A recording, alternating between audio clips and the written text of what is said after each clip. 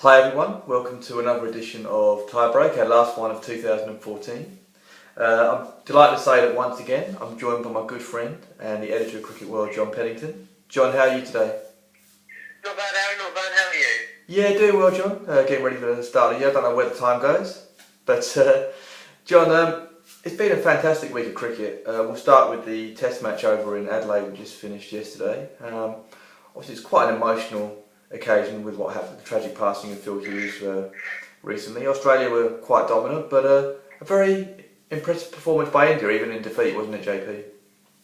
Yeah, it was a fantastic advert for Test cricket, and you've got to give credit to all the players for performing as well as they did so soon after the demise of Phil Hughes. But what made it all the more remarkable for me was and impressive was that both sides were trying to win that game, which is why we got such a brilliant finish. Yes, Australia were for the large part dominant. India didn't manage to take 20 wickets, but was still in the game at the end because Michael Clarke had made a couple of declarations that you had to do because so much time was lost on day two.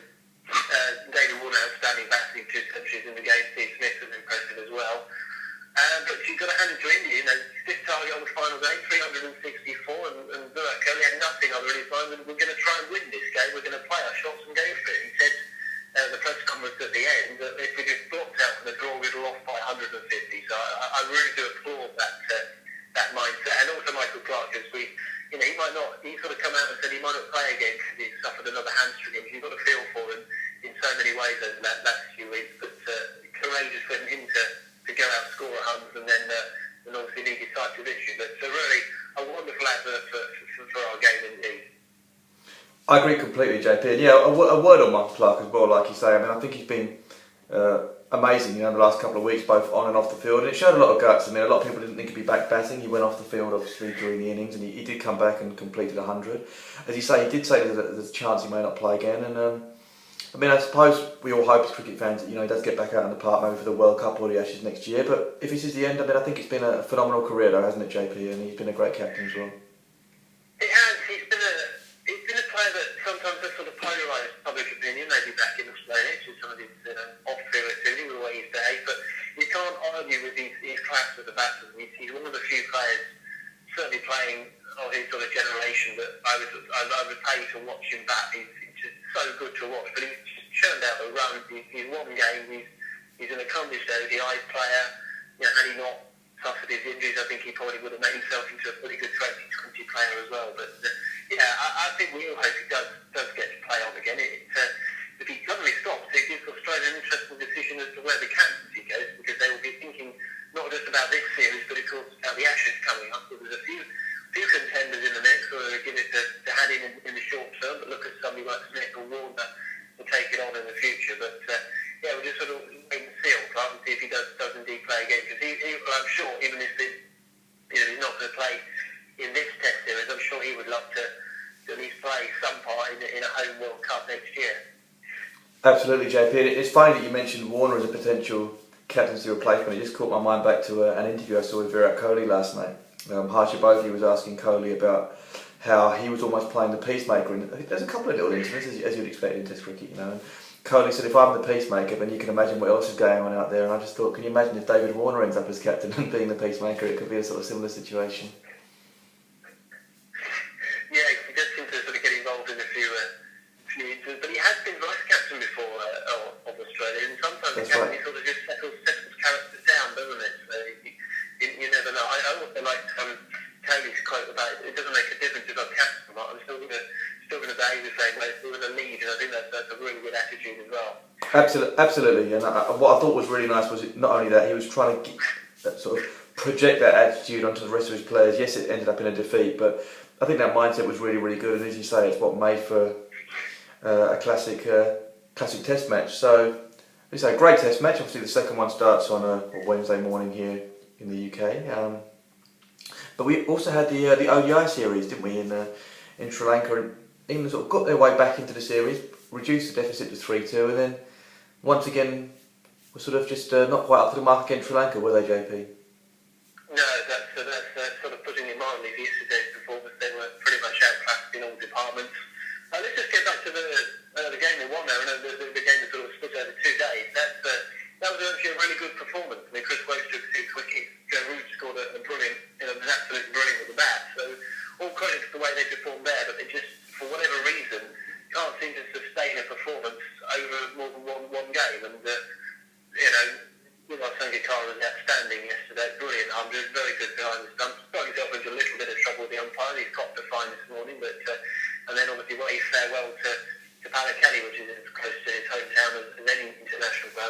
emotional day for him.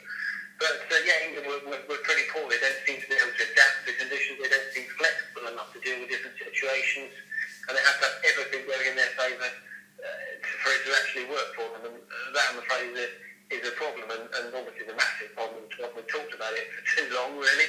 I could probably just insert some of my comments from a few weeks ago about Alistair Cook. He's clearly struggling and probably shouldn't be part of the team. So Sri Lanka worthy winners in that series. In the world, I hope they can somehow win the last game and make them score and look a bit more respectable. Really, they have been well and truly outplayed. I don't know what your view on it is. I agree, JP, and I know we've spoken at length about Alistair Cook, and I think we've both got our views on him in the ODI side. It does seem clear that, despite what a lot of people feel, he's going to be there.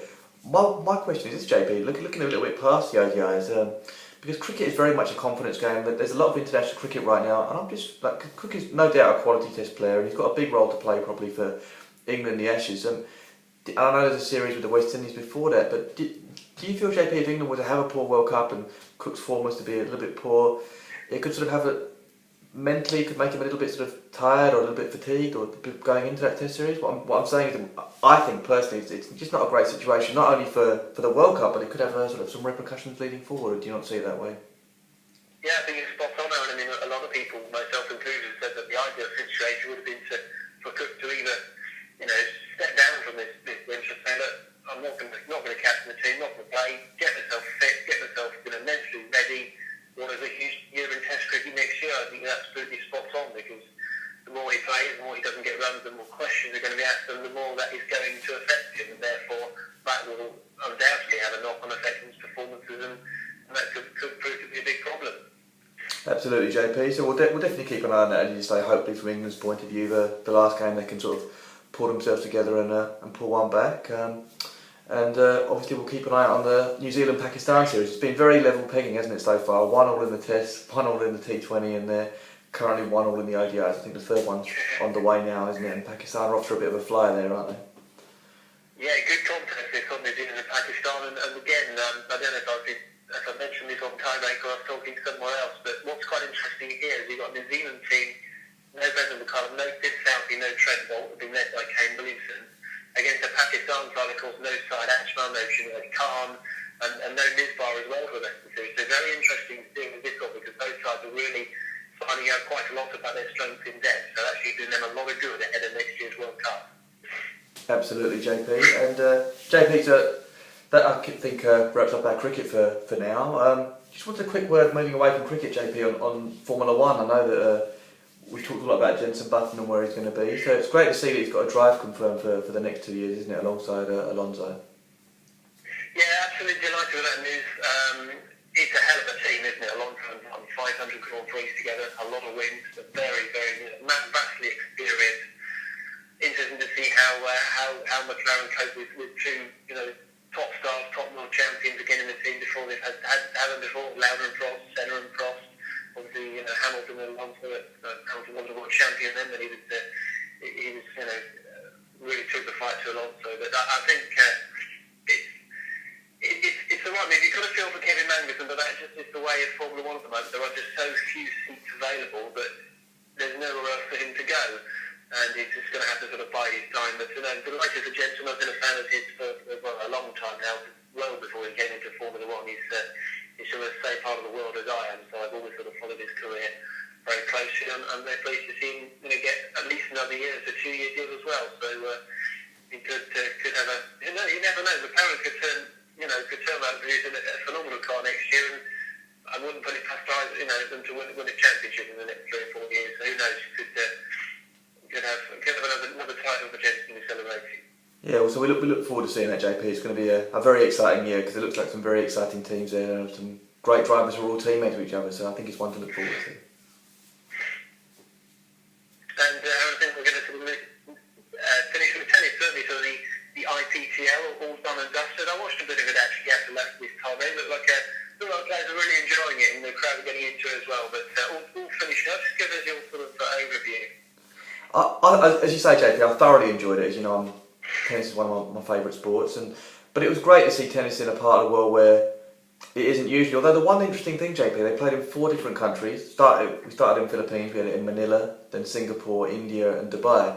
and Dubai was the one that was the least well attended. And I don't know if that's because they're the only one of the four that actually does host a regular ATP event. They have an ATP 500 event, which has been won by Djokovic the last few years. It's been won by Federer and Murray, so they're not short on seeing players. But that was a little disappointing. But aside from that, no, it was a great format. It was Federer himself said it was serious business. The guys wanted to win. They were really up for it. But then to see teammates like high-fiving each other, guys that, I think lots of friendships have formed, a little bit like we see in IPO. And in tennis, I think that's a really, really nice thing to see because it's such an individual sport. And you can imagine for kids coming through in tennis, it can be quite intimidating sometimes, like you go there on your own, it's quite lonely. So I really enjoyed that. In terms of the format, I guess it will take some getting used to, but it was a really nice format in a way they added the games together. So even if a player was 5-love down in a set, there's still some motivation, to try and maybe lose the set 5-2 or 5-3. Every game kind of counts. I think Djokovic, interestingly, quite struggled in the format a little bit. He lost a couple of sets 6-5. Now Djokovic has always been a slow starter, JP. So I mean, he's had such a great record on the tour against Berdych, as we know this year, but he actually lost 6-5 to Berdych on Friday. And I think it just shows you the nature of the game is a little bit different. There's no time for, a bit like T20, there's no time for a slow start. Federer actually, and he's always been a fast starter, and he had no problem with the format at all. He was in, straight away, quick start, got the early break and shut it down. It was quite interesting with the legends as well. There was a lot of talk about the legends. We didn't know how that was quite going to go. Fabrice Santoro of France, probably one of the lowest ranked guys there of the legends, and he was unbeaten. And and Mark Philippoussis, the only match he lost was to Santoro, whereas Sampras lost both his matches, as did Agassi. Both looked a little rusty, JP. Both have said that they would love to come back next year, but they probably need to do a little bit of events beforehand and stuff like that. I think with Sampras what he found was, because they have this PowerPoint as well, JP, where it's only once you can use it in a set, where it's the returning team that can use it, where they choose to take a PowerPoint, it counts as 2. So what happened to Sampras in the first match he played, he was 40-30 up, and Pat Rafter took a PowerPoint, and Sampras wasn't used to it, and he missed a volley, and of course he's a breakdown, and all of a sudden you're chasing the set, so it's very difficult to come back from that. So it's just a bit of getting used to, but I think overall as a concept, a lot of fun, and I'm glad the fans enjoyed it. And I think you from what you saw of it, I think you quite enjoyed it, didn't you, JP? I did, yes. I watched a bit of the Indian Aces playing last weekend. I thought, it was really good, and they were really, getting the team ethic was fantastic as well. I read the piece that the interview with Roger Federer, and I think he said he really enjoyed it, but some of the points things he wasn't quite sure about. I think it's sort of the second serves and things, and I think that's fair enough. In your first season, you're going to have things that maybe need to be ironed out, and that's the nature of sport, really. To get that to rugby a few years ago, that experimental rule variation for a couple of years, and I think they've been nearly all of them after a trial because they just ruined the game. So, I think it's had a really good reception, and there'll be a few tweaks, I'm sure, in the coming years, but nothing major. And let's hope it will start something really excellent.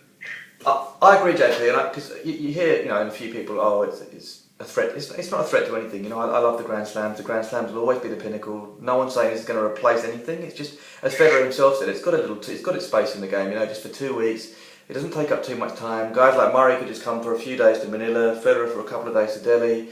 It almost fits in perfectly with their preparation for next year as well.